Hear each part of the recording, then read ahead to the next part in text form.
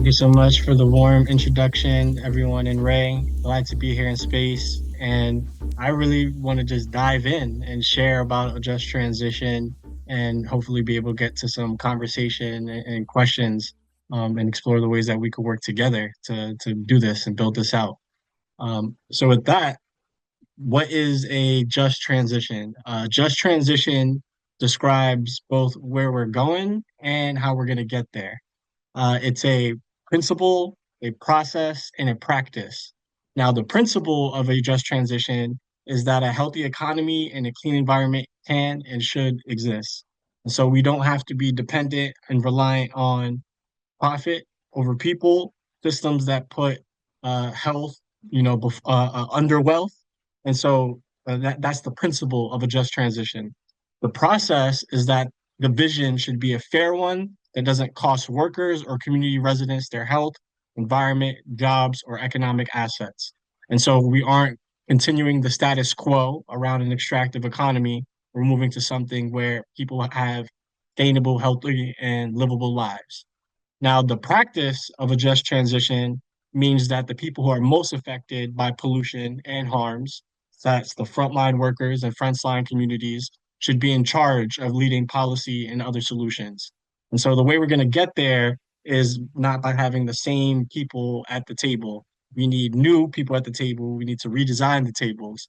So again, just transition is, where we're going, how we're going to get there. It's a principle, a process, and a practice that focuses on people over profit and moving us from an extractive economy towards a regenerative one.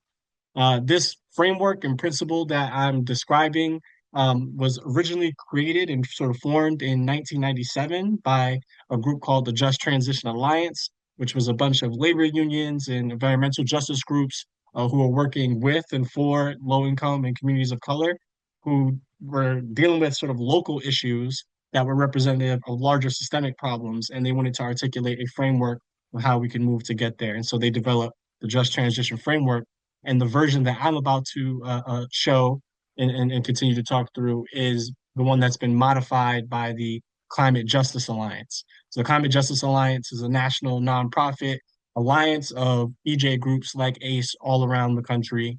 And they have, through the democratic process, modified this just transition framework to help guide and inform our work. So with that, Ray, could I ask you to share screen? And thank you very much for dropping links in the chat in case folks have their computers and can follow along, as I'm describing this. One last point I want to make just about like big picture context is, just transition, I think is really key that it is labor unions and EJ groups that came together to create this. And, I'll start by saying EJ is deeper than just environment and climate. It's not just about protecting trees from being cut down. But when we add the labor unions as well on top of the EJ, it really emphasizes that this is an economic as well as environmental model and framework. And so those elements all feed and interrelate with one another. So this image we're looking at is, I think, an excellent illustration of what a just transition framework is. And every time I look at it, I feel like I learn more in thinking through and talking about it. Uh, we'll focus first on the left-hand side, so extractive economy. So that's our status quo. That's the systems that we live under currently. So we can think about, in the high level and abstract, but we can also think about how that shows up in our daily lives and tangible things.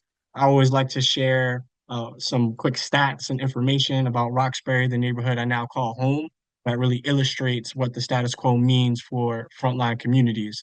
And so here in Boston, 30% of all public high school students have asthma, and Black and Latino students are 50% more likely to have asthma, and 10 times as likely to have to go to the hospital. So that's a really like tangible life or death lived experience thing that is a result of our extractive economy. You can think about how in Boston, Black bus riders wait over 60 hours longer each year just waiting for the bus because the buses in Black neighborhoods take longer. We could think about how our neighborhoods are being gentrified, and Roxbury used to be like over 70% Black in the early 2000s, and now it's only 50% Black. And we can think about the housing prices, which have gone up over 80% in like less than 5 years. There's so many layers of our lived reality that is a result of our extractive economy, and this is grounded in the worldview. And so, looking at the image in the top left is that little bubble, and the worldview that guides, grounds, justifies, and incentivizes these systems is one that's based off of consumerism and colonial mindsets. So ones that are, racist, patriarchal, degrade, are dependent on hierarchies, put profit over people. These are the worldviews that undergird our current system. And that takes shape when we think about our resources and the physical environment, how we're digging up and burning and dumping to extract fuel and resources that pollute the environment and that aren't sustainable in the long run and have tangible outcomes for people's health. We can think about how decisions are made and how our governance isn't very democratic and how our governance is dependent on militarism. You can think about the role of the police and the military throughout history and to current day, maintaining and perpetuating these systems and harms. In the middle, the work, the people element, how do we show up and make money to be able to pay our bills and to provide for our families? We have to tap in and to connect to these extractive systems where we often don't have voices, where there isn't democratic decision making. And ultimately, all this collectively leads towards a purpose, which again is profit, wealth, and power that is concentrated into a small bubble in a way that everyday people aren't able to impact the big systems that are affecting them at the local level. Um, I think these are things that many of us on this call know, but I think it's important to talk through and really ground ourselves because in the just transition framework, we need to be clear about where we are so that we can distinguish it from where we want to go. And to get there, I'll start to point our eyes towards the middle of the chart with those two arrows, the one on the top and the one on the bottom, about we want to stop the bad, build the new. We want to divest from the systems that are oppressing us and exploiting the earth, and we want to invest in new powers that help feed and grow our people. Um, the way to help us guide that is the values filter, which you see at the bottom. And so now we can pull down this image temporarily, and I'm just going to talk through the 8 just transition principles that form the values that allow us to articulate and describe how we move from extractive economy over towards living economy. So, with that said, the first principle is buen vivir. In other words, good living or, to live well. And what that means is we can live well without living at the expense of others. Workers, community residents. I see Nia say, is there a graphic for this? Uh, I think the link here, I'll drop the link again for the Climate Justice Alliance website. And yes, there is a section that will show you the 8 just transition principles that I'm describing. Uh, so buen vivir, we can live well without exploiting others, without living at the expense of others, and all people can have healthy and adequate air, water, land, food, education, and shelter. We can have relationships between our workplaces and our personal lives that don't perpetuate hierarchies. The second principle, meaningful work, centers on how people need to find value in their work in a way that's bigger than just a profit motive or meeting their basic needs. In a way that actually centers people's capacities, interests, and all of our potential to develop into more full beings. And so the next one, and yes, actually would be helpful to follow along to click the arrows next to each of the bolded words. Yep. So self-determination, I think that's, pretty self-explanatory. If you're not at the table, you're on the menu. We need to be involved in decision-making processes where it isn't, the top 1% in America that is their policy priorities and preferences that are reflected in our systems. It should be the people on the front lines having to deal with the consequences of those decisions who are able to make decisions. And so that takes the form of cooperative economics or changing the rules to move us away from investor-owned utilities to maybe public utilities and drawing down the power, which is a theme we'll revisit when we pull back up the framework visual. The next principle is equitable redistribution of resources and power. And to me, this one is really about, put our money where our mouths are. We can talk about these principles and values, but if it's not showing up in tangible, on the ground ways, in terms of people's access to housing, transportation, healthcare, education, longer life expectancies, uh, more wealth and economic sustainability and mobility, et cetera, then we're just talking. And so that's what equitable redistribution is about, is actually moving and redesigning the systems so that we're changing outcomes, not just talking about it. The next one is regenerative ecological economics. And so there's a disconnect in our capitalist system between what's actually in the soil and in the ground and in the air and what's on the spreadsheets, and the stock markets. There's a disconnect between how much energy, for example, we can think about the data center build out that's going around the country and even here in Massachusetts, where there simply isn't enough energy to meet the demand of these new facilities yet we're investing billions, and in some cases, depending on how you do the math, trillions of dollars into this infrastructure. And this infrastructure isn't benefiting us. It isn't going towards everyday workers and peoples. It's further concentrating power in many ways. And if that topic is of interest to you, you can learn more by tapping in with Ace, and I'll advertise some things towards the end. But regenerative ecological economics is about connecting our investment decisions, our economic development decisions to the actual real world around us, and not just burning up all the oil and moving to solar, wind, more sustainable forms of being, because we're paying for it now, but future generations are going to pay for it even worse. Um, Last three of the eight principles, culture and tradition. Um, as you see in the text there, capitalism has forced many communities to sacrifice our cultures and traditions for economic survival. And that is part of a full life, of a good life, of meaningful life, is our culture and our traditions, our ways of identifying ourselves, of relating ourselves to our communities, defining our communities, expressing ourselves. And a living economy, a regenerative economy, is one that supports culture and tradition. It's one where arts can thrive and artists don't have to, sell out or be one of the lucky ones to sign up with a major label. And there are ways for local and community artists to meet their needs and to contribute to the full lives of all the people around them. The next one is solidarity. And this is really important because there are many ways that the extractive economy oppresses us, but it oppresses us differently depending on who we are and where we come from. And solidarity means we have to build across those artificial divisions, whether that's racism, patriarchy, gender or sexual discrimination, ageism, et cetera, et cetera.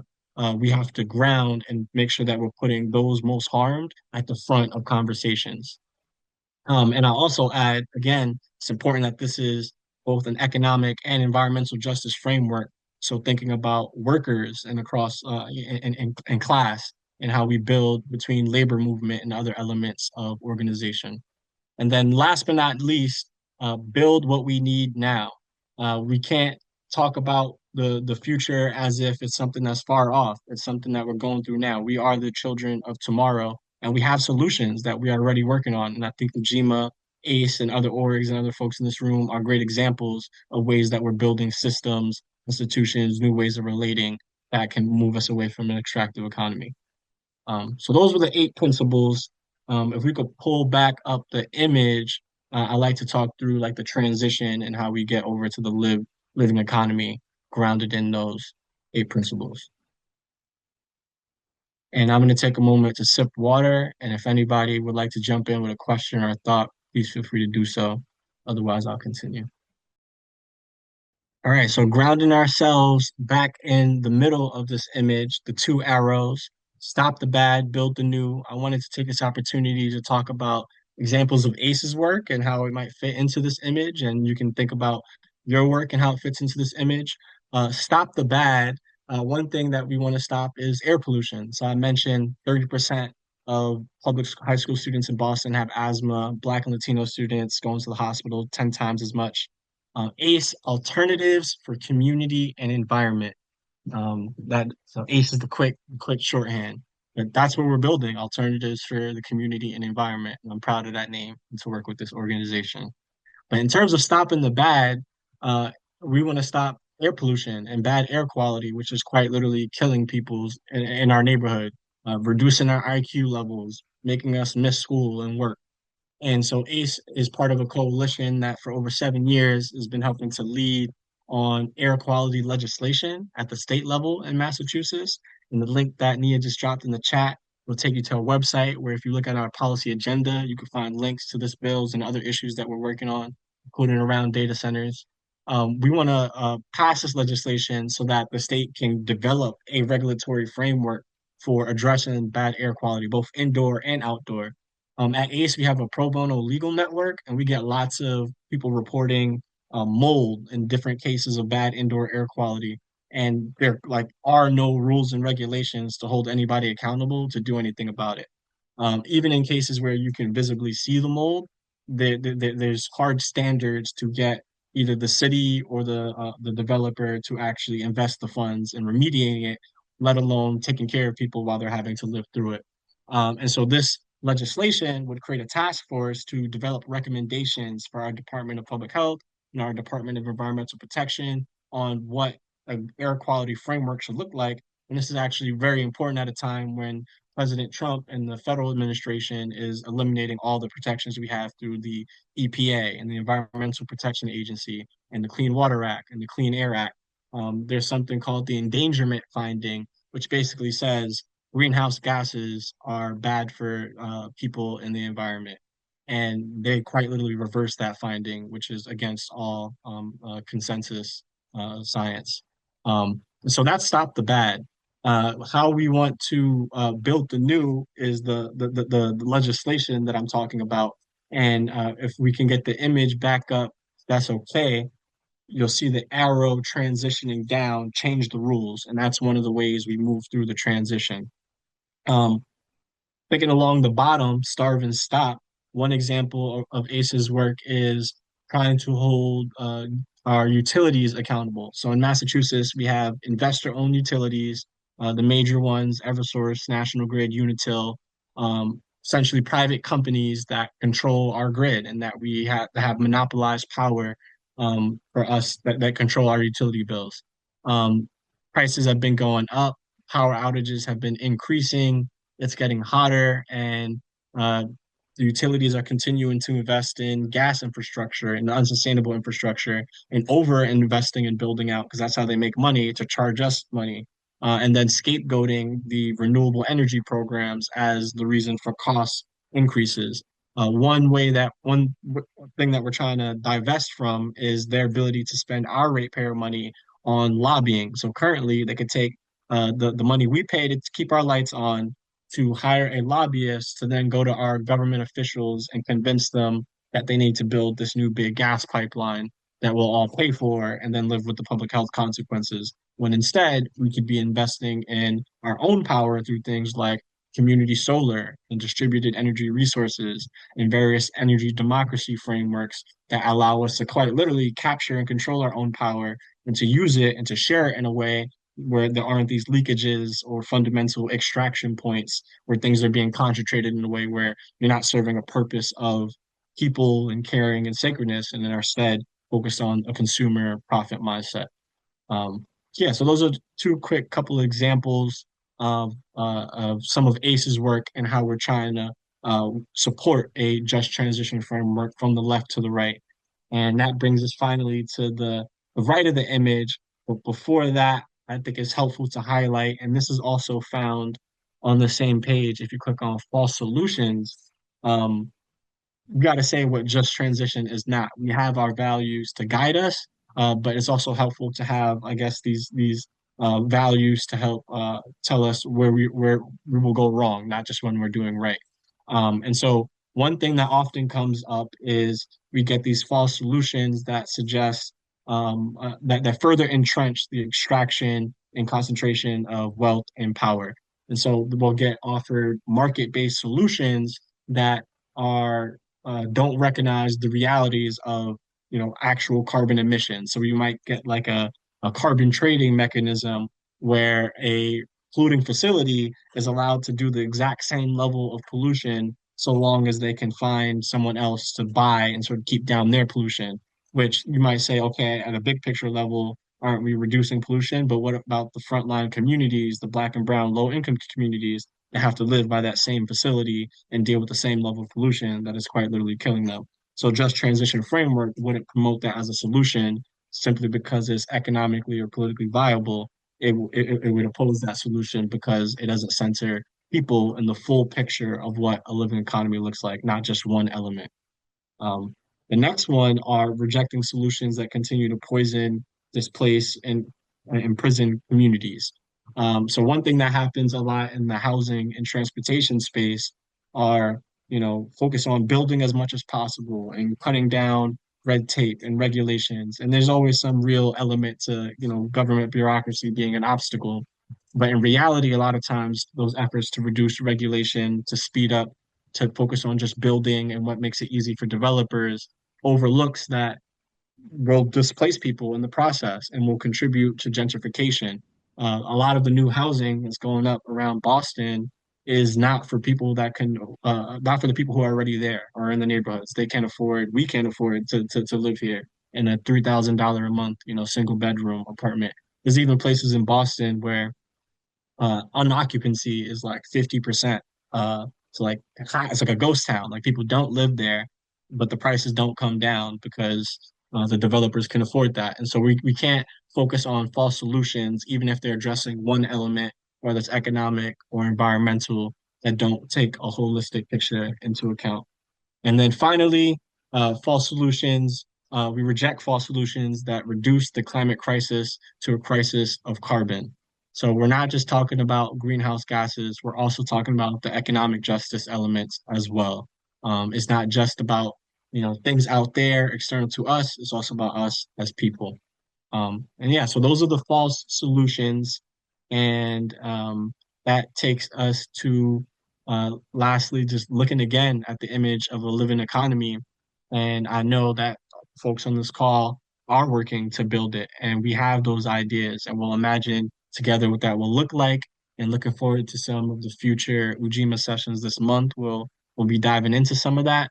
But just to shout out again, I think a lot of the work Ujima is doing around cooperative economics feeds into a vision of work that fits into a living economy where everyone is able to meet their needs, but to also help define the purpose of what they're spending, 40 hours a week or more contributing to and working on, and that it's not just someone up top who is trying to make the biggest buck possible. And that also feeds into democratic decision making and taking votes and deciding how we use our shared resources. We could think about standards around ecological and social well-being in terms of worker protections, in terms of supply chain and logistics standards, and going to the resources, um, again, regenerative environment. We aren't taking something out that can't be put back, and we're not taking something out in a way that is harmful to life and the environment.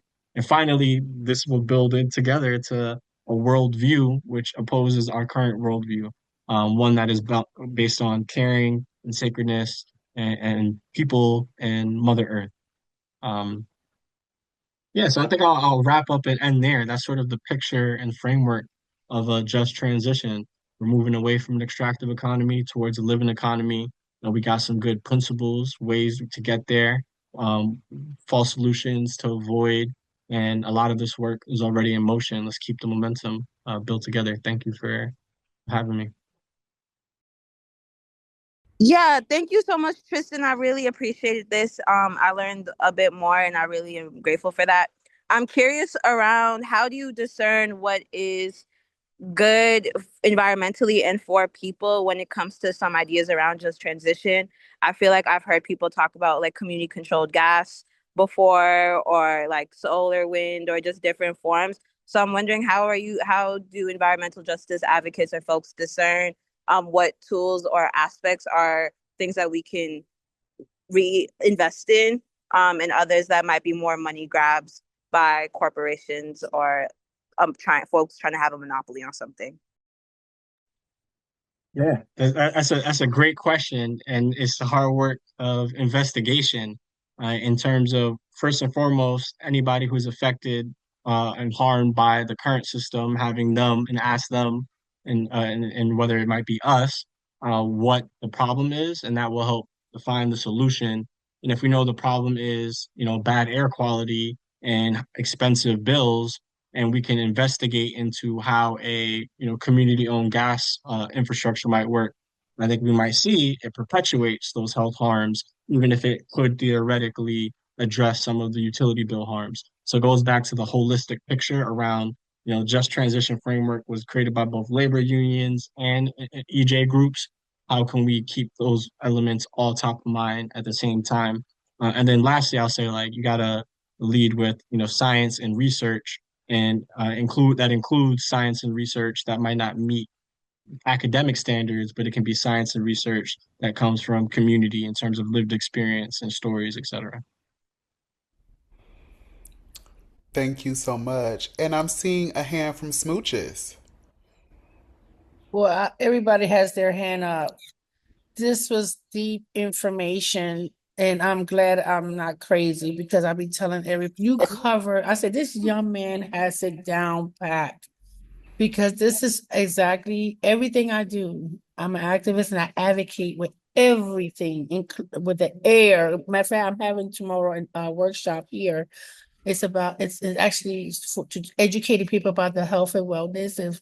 If you stressed out, you already traumatized with everything that's going on, then you see the news, it's just like more traumatizing, and Trump trying to do this, ABC, the third, ICE is out there. It's like I'm having this workshop to educate my people. You have to take care of yourself. I know it's stressful, but what happens when you don't take care of yourself? Stress can kill. It's a silent killer. If you don't eat right, if you don't take care of yourself, it can affect you in many health wise. But yeah, and I keep telling people the chemtrails, how these you see them in the sky, and it's really they like spraying particles in the air, uh, trying to do harmful things and all kind of stuff, and people think I'm crazy, and it's really the chemtrails are listen, they're trying to take us out of this planet. I'm gonna keep it simple and I always keep it real. It's like everything that they're doing is not to help us thrive, it's actually to hurt us.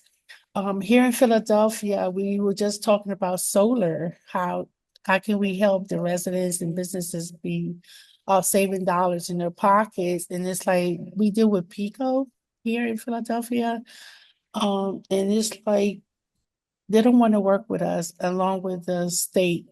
Um, it's like we're fighting for it. We also work with University of Penn, see have interns find some policy ways that we can be able to get solar and help the community, especially our communities that are impacted, like low income families here in Kensington, myself included. But while you're talking, I'm over here getting emotional because this is everything that I'm fighting for and advocating with. The house, I was just in Boston, supporting the right to the city for rental control, rent. Yeah. So I know when you was talking about the rent is high, yes, I seen it for myself. And that's why I went out there and fought with you guys supporting Boston. It's happening here in Philadelphia. It's like the building trying to chase us away from where we raise our families generationally. And I'm gonna keep it short because I see a lot of hands.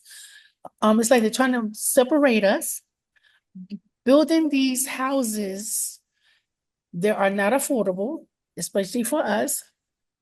It's like they're trying to move us away and move their people in. And that's another thing that I advocate and fight with. Also, I'm part of a union. It's called Philadelphia Land Stores Union because we take empty lots that's illegally dumped on, make a beautiful garden out of there. We can, some people plan like myself. I have a garden slash come and sit down, greet me place because the parks are so far away. And it's like a safe haven for the community. I've been doing this type of work since I was 8 years old, especially for Black and Brown, informing them of the information that we get left out of. And this is to this day, I'm 55. I'm no shame in my age. And I educate the younger generation, that's all the seniors that don't know the information, to stay informed of what's going on in our communities, the things that they don't tell us. There are scholarships out there that for our people that they don't tell us. And this is why the education, they closed schools here in Philadelphia. They closed 20 schools here in Philadelphia. And what are these kids are going to do? What you going to pack them all in one place, just like you're doing here in our communities, packing everybody in. So you want to build up crime, you want to build this, you want to keep it going, you want us to kill one another, killing this history and the generation of our culture. But I give you kudos, Tristan. You cover every single track, everything that I advocate for here in Philadelphia. And I just want to say kudos and thank you. That information was really deep. Yeah, it's the point where I was trying to hold my tears back because I'm like, wow, this young bright man, he has it down packed, and I gave it to you, and I want to spread this information. Thank you so much. Thank you. I'm just standing on the shoulders of giants. I've been at ACE only for a year and a half, and everything I know about environmental justice has been taught to me. So, happy to share. Keep doing it. Keep doing it. Thank you. I think we have a hand from Tamashi. You're correct in that thought, Ray Fielder. You have a hand from me. I'm Tamashi, and I apologize for coming late. Grateful for the work. My quick question also, I guess, has to do with other states. I'm wondering if Tristan, is ACE working in coalition with similar environmental justice organizations based in Black and Brown communities in other states? And if so, what organizations are you working with in Florida? Asking for a friend. Um, I haven't worked very closely with anybody in Florida, like in my time at ACE, but I know for a fact that there is a Florida-based EJ group in one of our networks, whether it be Climate Justice Alliance or We Act for Environmental Justice or Building Equity and Alignment. And so I'm gonna make a note to myself to dig up a couple of reference orgs and see if there's any that we might particularly recommend for your friend. Thank you. Could you drop those in the chat? I wasn't able, my hands are wet. I wasn't able to write that down fast enough. I'd Yes, really no appreciate problem. that. Thank you so much. Thank you. And as Tristan is dropping those resources in the chat, we'll hear a question from Nia. Thank you, Ray. Thank you, Tristan. This was really great. Thank you so much. So, one thing that I understand is the notion of just transition. I think also is also taking into account that we have many communities that are kind of very closely tied to how things are now because it's created kind of livelihoods for them. Maybe their major economies, if not only economies, are dependent. I'm thinking of places where like maybe like coal or oil may be very heavy, for example, and maybe pretty big employers. And so I understand transition is also kind of aimed at acknowledging that reality and kind of, or those realities, I should say, and acknowledging that there isn't going to be kind of like this one step to the, I think the term was, I'm not looking at the thing now, but I think the term was, actually I have it up, living economy. So going from an extractive economy to living economy. We're not going to just kind of jump right into one, which I appreciate. And I also appreciate that. And that said, one of the principles is also like build what we need now, even if it's small. So that's a part of this transition. That's a part of the process of getting us to a living economy. I know you talked about some of ACID's work, which I think is seems to, if I'm not mistaken, be pretty legislative.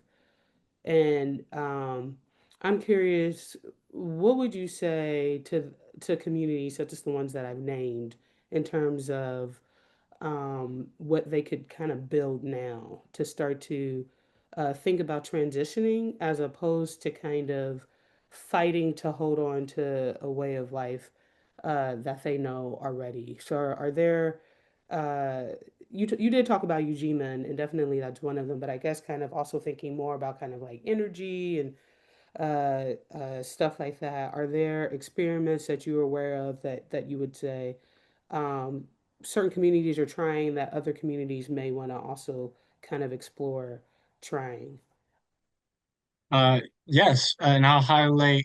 So ACE, we have a partnership with Boston Community Solar Co-op and Resonant Energy around trying to build out community solar opportunities in Boston. And what we mean by community solar is that it's owned democratically and that decisions are made democratically about it and that the profits are shared democratically.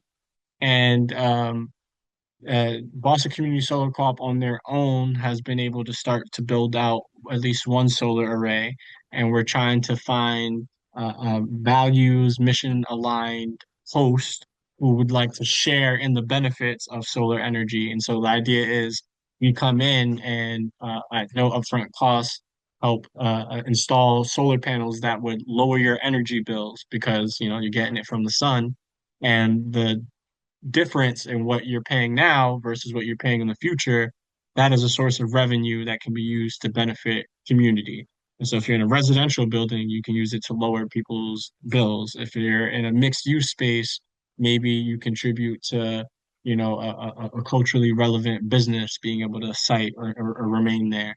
And so that's one like form of things that people can do now is really focus on the local level. Like, what can I do around my home, my school, the organizations that I'm part of in community with to lower their energy bills through battery and solar? And what are the ways that we can set that up, leveraging community resources, whether that's a community development financial institution, an Ujima fund, an ACE contribution, leveraging legislative pushes around to secure funding, um, to be able to share that out. Um, I'm trying to think of another one. I appreciated Smooch's point about there's so much out there that like it's almost like they don't want us to know about. And in Massachusetts, there's the Mass Save program, which historically hasn't been accessible for our communities because installing something like a heat pump, who has $20,000 to put up front and to wait multiple years for the payback on the efficiency. Now the program is actually offering like meaningful incentives and grants to compensate that cost and specifically targeting various gateway communities. But this is now the time when legislators are proposing a $1 billion cut to Mass Save, just as we have these new equity requirements and provisions and commitments. And so, Ace, sorry to be answering so long, you just got me thinking about so much. ASB take an interspatial organizing approach. And so that's like just a fancy phrase that we're trying to coin that it says we got to break down the artificial barriers around decision making and outcomes. And so the policy angle is just as important as the economic angle is just as important as the like material basis energy resources angle. And we have to be fighting battles on all fronts in order to uh, you know, reach our goals and enact a just transition. Thank you, Tristan. Thank you so much for that question, Nia. I'm seeing a hand from Brandy. Yeah, hi all. Thanks, Tristan. I came in a little bit in the middle, but it's always great to hear this platform get presented. And Nia, I wanted to say that I really appreciated your question because I think Tristan is something that you just said, like this system that we're in actively works to suppress our knowledge about the things that people are doing that are alternatives, the things that folks have done in the past and the things that people are continuing to do now, and to try and like devalue them because they're not the size of a Google. Well, it's like nothing should be the size of a Google. And like Google is nasty and toxic in part because it's enormous and like not even remotely scaled to be sustainable or regenerative.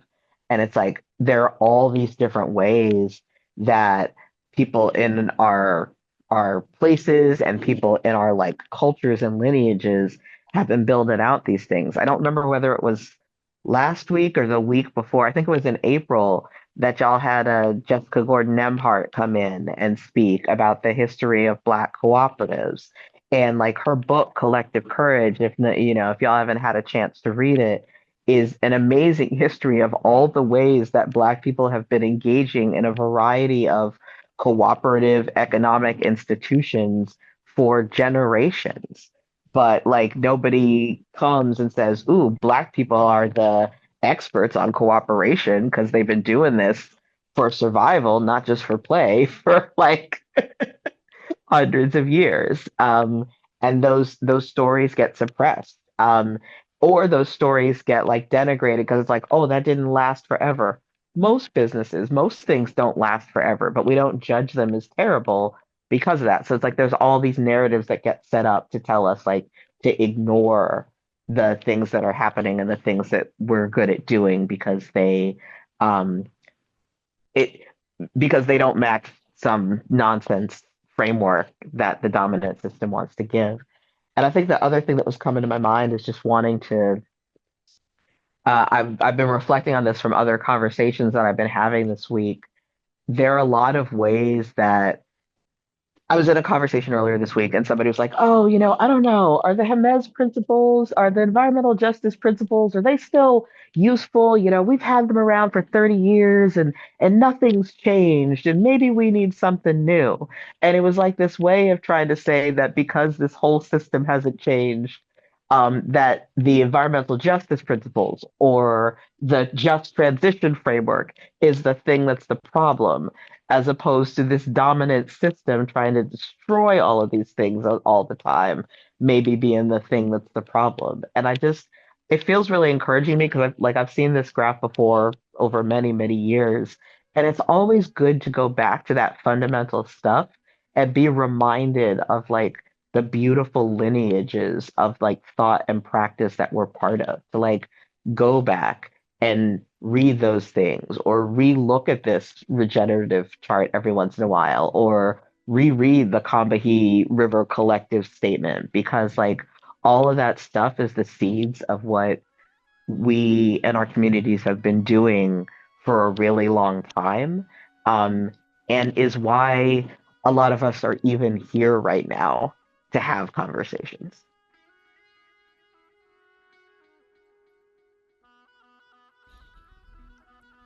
Thank you so much, Brandy, for that insight. We are coming up on time. I just want to see if there's like one more quick comment or question. Well, let me just go on ahead and ask one more. And Tristan, this is a personal question. Is that all right? Yeah. So you said you've been at ACE for a year and a half? Yep. January And last year. okay, I didn't realize it was actually that short. So I'm curious, what drew you to environmental justice? Um, it seemed way more urgent than any of the other things that I had the opportunity to work on. I worked at a lobbying firm and worked with all sorts of like, Fortune 500 to small community nonprofits, all sorts of industries and sectors, and learning and, talking to the CEOs and the leaders and reading the research and hearing the plans. Like it just seemed most relevant to the future in terms of life, the most comprehensive framework. So when I was at BECMA working with the Black businesses, we like sort of took on environmental justice as like a buzzword to help get funding for some of our clean energy business. But I wanted to learn more and actually from ACE started to learn about the just transition framework. And in the spirit of chasing my principles and values, ended up at ACE and working on these issues. Thank you. Could I do one last quick plug before we Yeah, close? absolutely. Please We'll do. drop this link in the chat for anybody who happens to be in Massachusetts or in the Boston area. Next Tuesday, Ujima will be there helping to present in a breakout session Our ACE is hosting a Just Tech event, the future of energy, technology, and finance, all day, 9 a.m. to 4 p.m. at the Nonprofit Center in downtown Boston. We're going to be featuring community members, senior government officials, academics, community organizations, talking about AI, data centers, solutions around public finance, and various topics that we explored in some of the Just Transition framework today. So check it out. We'd love to have you. We're gonna have some good food. We're gonna have some good creative performances, some live dance, some African drums, some poetry. So yeah, save the link, RSVP, share it with others. Thank you.